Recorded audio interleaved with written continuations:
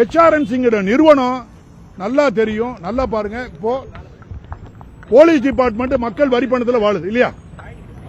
அதே மாதிரி revenue department மக்கள் வரி பணத்தில் வாழுது. அதே மாதிரி HRNC டிபார்ட்மெண்ட் மட்டும் மக்கள் வரி பணத்தில் இல்ல. இது பரவலாக தவறான கருத்து இருக்கு.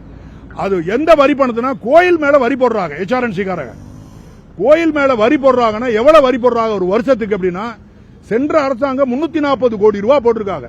சென்ற அரசாங்கம் யாருன்னு உங்களுக்கு தெரியுமில்ல? அந்த அரசாங்கத்துக்காரங்க 340 கோடி ரூபாய் போட்டிருக்காங்க இந்து கோயில்களுக்கு மட்டும். This is on record. அப்ப உங்களுக்கு இன்ன வரைக்கும் கோயில் மேல வரி போடுறதே பிரசுக்கே தெரியல, மறைச்சிருக்காங்க. கோயில்ல வரி போட்டுக்கிட்டு இருக்காங்க ஒரு தகவல் இன்ன வரைக்கும் 1947 இருந்து நேத்து வரைக்கும் இருக்கக்கூடிய பிரஸுக்கோ போலீஸுக்கோ தெரியல, மறைச்சிருக்காங்க. அதுல எது மாற்று கருத்து இருந்தா நீங்க பேசலாம். போ ஆமான்னா ஆமான்னு, பேசலன்னா ஆமான்னு ஏத்துக்கிறேன். ரைட். அப்ப மறைச்சிருக்கிறது இப்ப வெளியே வருது, சொல்லிக்கிட்டே வெளியே வர்றேன். மொத்தத்தில் 340 கோடி ரூபாய் போடுறாங்க. எப்படி வரி போடுறாங்கன்னா, வியாபாரி மாதிரி கோயில்கள் என்ன செய்யறாங்க, பிசினஸ் கார்பரேட் செக்டர் மாதிரி அவங்க பிரிச்சிடுறாங்க.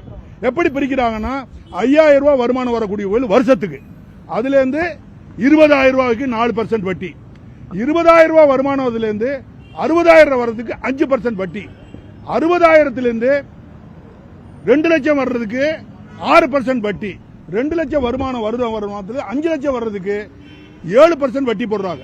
இதெல்லாம் போக 5 லட்சத்துக்கு மேல வருமானம் வரக்கூடிய கோயில்களுக்கு 12 விழுக்காடு வட்டி போடுறாங்க. இப்படி வட்டி கோயில்களுக்கு போடுறது தமிழ்நாட்டில் இருக்கிற எந்த இந்துக்களுக்கும் தெரியவே இல்லை, தெரியறதே கிடையாது. இந்து நிறுவனங்களுக்கு தெரியல, ஆதீனங்களுக்கு தெரியும். ஆதீனங்கள் பேச மாட்டேங்கிறாங்க.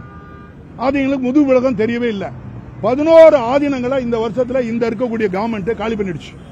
11 ஆதீனங்களை இப்ப இருக்கிற கவர்மெண்ட் காலி பண்ணிடுச்சு. இது போக பழைய ஆதீனங்கள் தான் இருக்காங்க, அவங்களுக்கு இது தெரியல.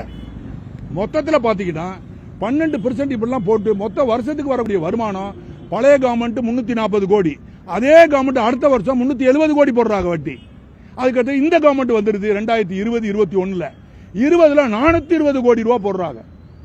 21ல இந்த கவர்மெண்ட் 427 கோடியும் இன்னொரு கொஞ்சம் லட்சத்தையும் போட்டுக்கிறாங்க. அது 89 லட்சம்.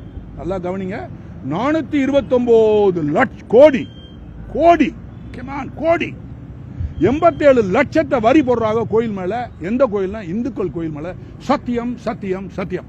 இந்த கோயில்ல வரி வர்ற பணத்தை தான் HRNC டிபார்ட்மெண்ட்ல நிர்வாக ஃபண்ட் அட்மினிஸ்ட்ரேஷன் ஃபண்ட் வச்சு அவங்களுக்கு சம்பளம் பென்ஷன் அது இதுன்னு கொடுக்குறாங்க. கோயில்ல வேலை பார்க்கறவங்களுக்கு சம்பளத்தையும் கொடுத்து நாங்க பென்ஷனையும் கொடுக்க வேண்டியா இருக்கு. நம்ம 56 கோடி மக்கள் இந்துக்கள் இருக்காங்க. நோ, 7 கோடிக்கு மேல ஓட்டு போடாதவங்க சேர்த்த எக்கச்சக்கமா போடும். அவங்களுக்கு இந்த அறிவு போதுமான நாலேஜ் இல்ல, புரிதல் இல்லாதனால யாருக்குமே தெரியும். இந்த அறிவை கொண்டு போய் சேருங்க. இப்படிப்பட்டு இருக்க போகும்போது கோயில் நிதின்னு ஒன்னு இருக்கு, அந்த கோயில் நிதின்னு ஒன்னு இருக்கு, அப்புறம் அட்மினிஸ்ட்ரேஷன் ஃபண்ட் நிதின்னு ஒன்னு இருக்கு. இந்த நிதியில அவங்க துறைக்கு வேண்டிய எல்லா செலவுகளையும் அதுல எடுத்துக்கிடலாம். ஆனா சப்போஸ் இந்த காவல் நிலையத்தில் ஒரு ஆய்வாளர் இருக்காரு, அவருக்கு பசி எடுத்துருச்சு, அவருக்கு ஏற்கனவே உங்களுடைய வரி பணத்தில் சம்பளம் கொடுக்குறோம், டீ எல்லாம் கொடுக்குறோம், வண்டி கொடுக்குறோம், கார் கொடுக்குறோம், காரோட ஃபியூல் 80 லிட்டர் கொடுக்குறோம் மாசத்துக்கு. மேற்கொண்டு லிட்டர் வேணும்னா அவர் எழுதி டிசிட்ட வாங்கிடுவார், டிசியோ ஜேசிட்டோ வாங்கிடுவார். இதுதான். ஆனா இதுக்கெல்லாம் தேவை, பசிக்குது, காலையில பர்ஸை எடுத்துட்டு வரல, போய் உடனே ஒரு பர்டிகுலர் ஹோட்டல், பெரிய ஹோட்டல்ல ஒரு 4 இட்லி, இந்த இன்ஸ்பெக்டர் சொன்னா வருத்தப்படுவாங்க. இது கோயில இந்த போலீஸ் ஸ்டேஷன் மறந்துருக்கேன், எக்ஸ் போலீஸ் ஸ்டேஷன்ல இந்த இன்ஸ்பெக்டர் சொல்றாரு, போய் உடனே வாங்கிட்டு வராங்க 4 இட்லி வாங்கிட்டு வர, அது 250 ரூபா. அத என்ன செய்யறாங்க, பெர்மனன்ட் அட்வான்ஸ் ஒன்னு இருக்கு, அதுல இருந்து எடுக்க சொல்றாரு.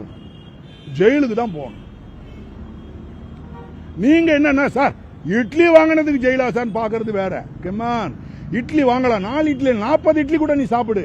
ஆனா எதுல இருந்து வரணும், உன் சொந்த பாக்கெட்ல இருந்து செலவழிக்கும், சொந்த எக்ஸ்பெண்டிச்சருக்கு.